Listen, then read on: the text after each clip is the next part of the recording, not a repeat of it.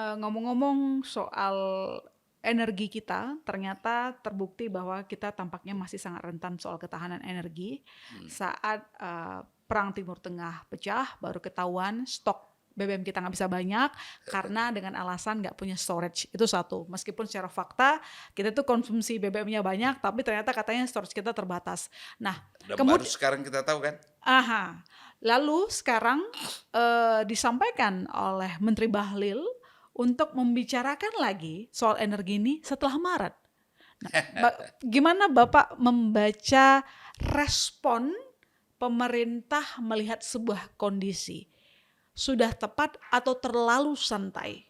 Menurut saya terlampau santai. Ingat, sektor energi itu adalah sektor kedua setelah pangan. Sekarang saya mau tanya Anda.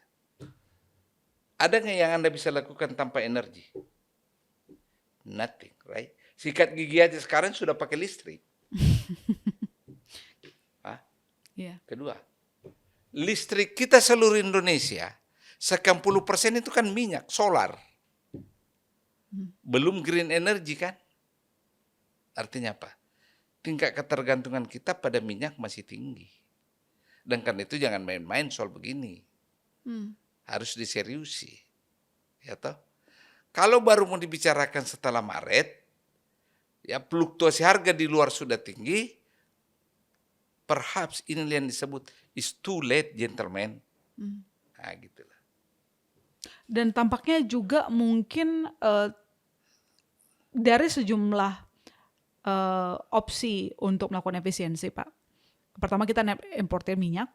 Jadi kalau tekanannya kadang bertubi-tubi ya Pak. Selain pada harganya naik, nilai tukar rupiah kita juga kadang KO di depan dolar Amerika Serikat, sehingga harga beli kita terhadap BBM juga semakin tinggi. Nah, masalahnya adalah tampaknya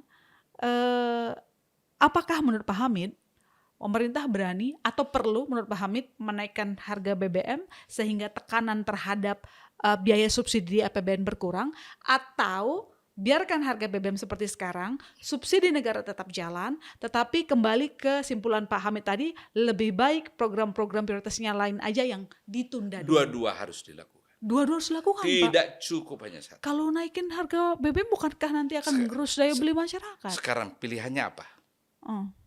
I'm asking you. Pilihannya apa sekarang? Well, tidak ada pilihannya.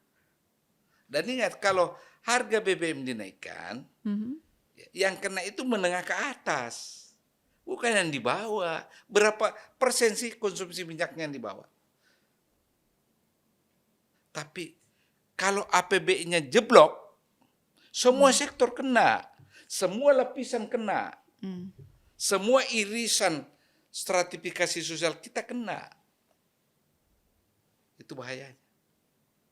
Jadi menurut saya harus ada adjustment rasional, sebagaimana negara-negara lain. Kan ini bukan fenomena Indonesia saja. Filipina udah naikin sih. Negara-negara lain. Itu Australia sudah mulai demo. Atau lebih baik misalnya Pak, ada opsi membatasi jumlah konsumsi BBM bagi kendaraan pribadi. Misalnya, negara lain Tapi juga tidak seberapa itu. nggak seberapa. Enggak. Rasionalisasikan aja harga. Tapi masalahnya Pak, kalau tadi Pak Hamid mengatakan yang kena kelas menengah atas, masa kelas menengah aja sekarang duitnya udah hampir nggak ada Pak. Ya. Udah pada makan tabungan Pak. Saking mahalnya harga aja kalau dinaikin lagi BBM. Begini ya.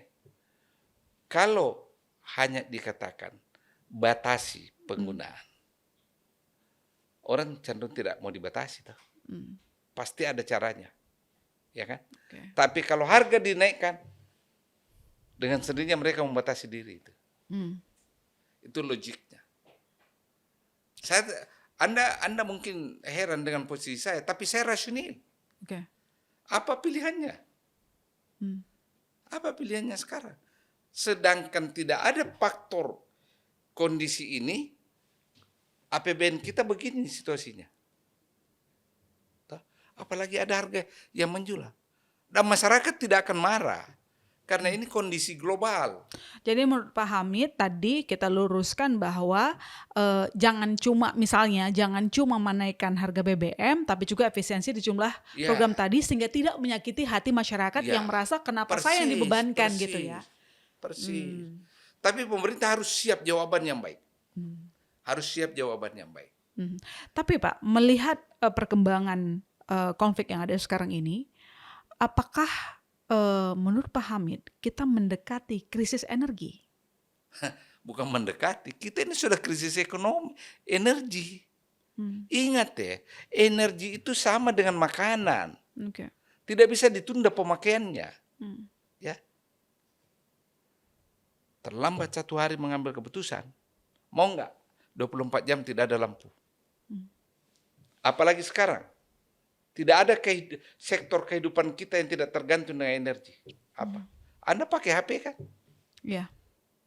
Anda lebih pilih tidak sikat gigi keluar daripada lupa HP.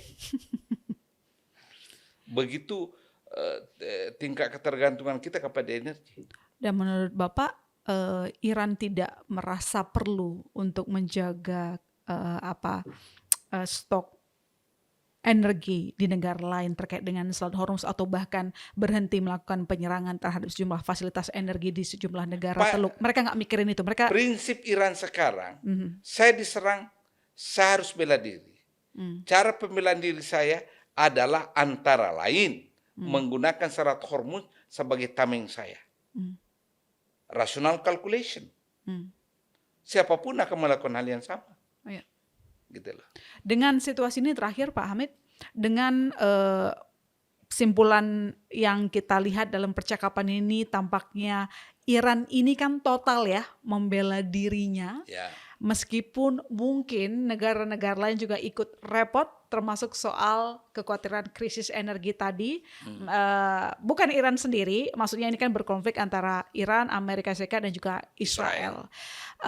Apa yang harusnya jangan lagi ditunda-tunda dilakukan oleh pemerintah untuk menyelamatkan ekonomi nasional?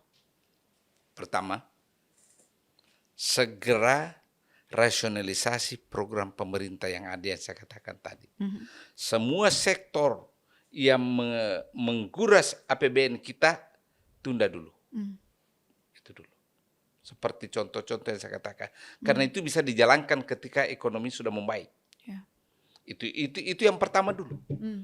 Semua yang menyedot anggaran APBN tunda dulu itu program. Karena ada kondisi global. Pemerintah punya alasan kok. Maaf ya, wahai rakyatku, saya sudah terlanjur janji dulu waktu saya kampanye, tapi ini ada kondisi di luar kemampuan saya. Ya. Tolong ya, sabar, kita perbaiki ekonomi. That's it. That's the first one. Second, perbaiki hitungan tentang kenaikan harga ini. Kenapa? APBN kita tidak mampu lagi.